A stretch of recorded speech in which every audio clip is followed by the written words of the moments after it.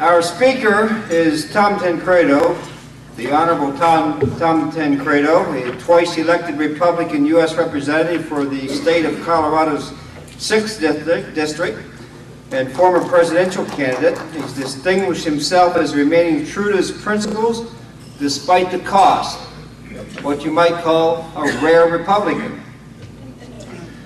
Who does that? Congressman Tancredo stood in opposition to his party on a number of issues. He broke with President George H.W. Bush over the president's policies of lax border security and Bush's push for amnesty for illegal immigrants. Tancredo was called a traitor by White House advisor Karl Rove for speaking out against the GOP's immigration agenda, which I trust he wore as a badge of honor. Tom Tancredo rose to national prominence because he stood for strong immigration policies, which the vast majority of Americans have sought for decades, despite the major parties' refusal to acknowledge those things. Tancredo has further bucked his party by pushing for lower taxes, the abolition of the IRS and the income tax, as well as the Federal Department of Education. Even though he, a former teacher, was appointed by President Reagan to be the regional representative for Denver at the Department of Education. Like our own Constitution Party founder Howard Phillips, Congressman Tancredo didn't allow the cachet of a position in Washington to compromise his principles. While in the Department of Education position, Tancredo pared the Denver office staff from 225 to 60 employees.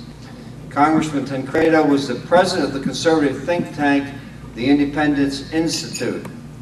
The American Conservative Union issued ratings for potential presidential candidates, and Tancredo placed first among those with a lifetime rating of 99 out of 100 points. Recently, Tancredo told CNN's audience a Supreme Court nominee, then nominee, now Justice Sonia Sotomayor, was a racist. He then compared the Hispanic American advocacy group La Raza to the KKK by saying, it's a Latino KKK without the hoods or the nooses. See what I'm saying about the political correctness? Tom Tancredo is often called a one-issue candidate for his commitment to secure America's border. And he said, when confronted with that notion, quote, if you want to call me a single issue candidate, that's fine, just so long as you know that my single issue is the survival and the success of the conservative movement in America. Now, finally, I'd just like to say, you know, this came across my desk here recently. I was just wondering, why is it that if you cross the North Korean border illegally, you get thrown into prison and get 12 years of hard labor? If you cross the Iranian border while out supposedly leisurely hiking in the hills, you get arrested and imprisoned. But if you cross the U.S. border illegally, you get a driver's license, a social security card, free health care, and free education. Whose bright idea is this anyway? Tom Tancredo, let's welcome him.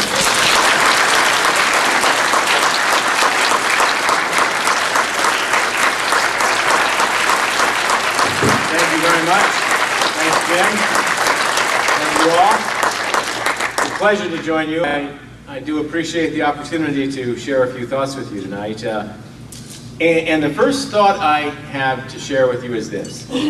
Thank God John McCain lost the election.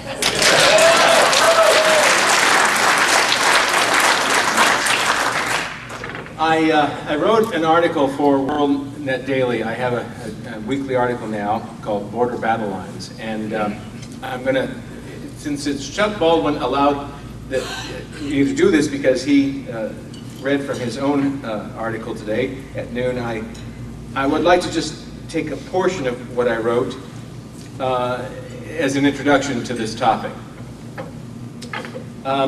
Citizen activists are now energized to defeat Obama's Marxist radicalism with no help from McCain's anemic pragmatism.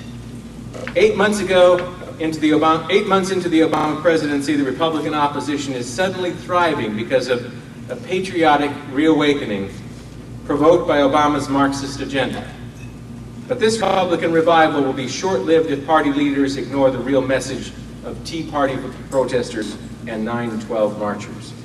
We are witnessing a grassroots rediscovery of our constitutional traditions and a principled resistance to the expansion of entitlement spending.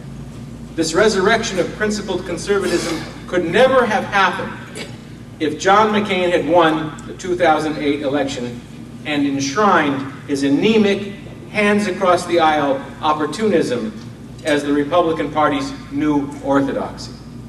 The last thing this country needs is another Republican administration dedicated to the, quote, no entitlement left behind, unquote. Kool-Aid that Karl Rove and his clones sold to Bush and party leaders. Obama's radicalism has generated a genuine, mushrooming, rational fear for the future of our constitutional republic. This grassroots revolt is not about which party gets to preside over the death knell of liberty. It's about halting this slide into tyranny.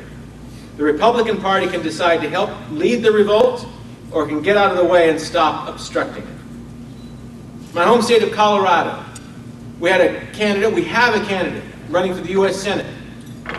Really a chance of actually taking that seat back. The candidate I'm talking about is a guy by the name of Ken Buck. Good guy, DA up in Weld County, fights illegal immigration tooth and nail. Everything was going great. This guy was progressing, raised $350,000 in the first quarter. I mean, believe me, for a DA candidate, a DA from Weld County to do that out of the blue, that's significant.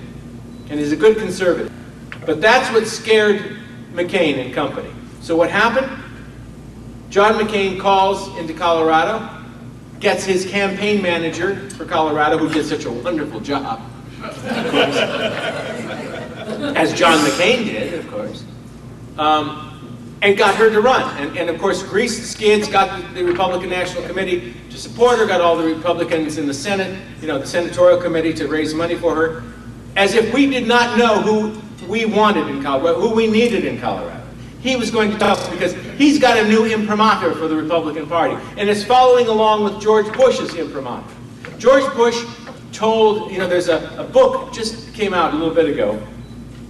It's by a speechwriter for George Bush. He was, previous to that, he was the speechwriter for our good, excellent defense, Secretary of Defense, who, he went over to Bush, into the White House, and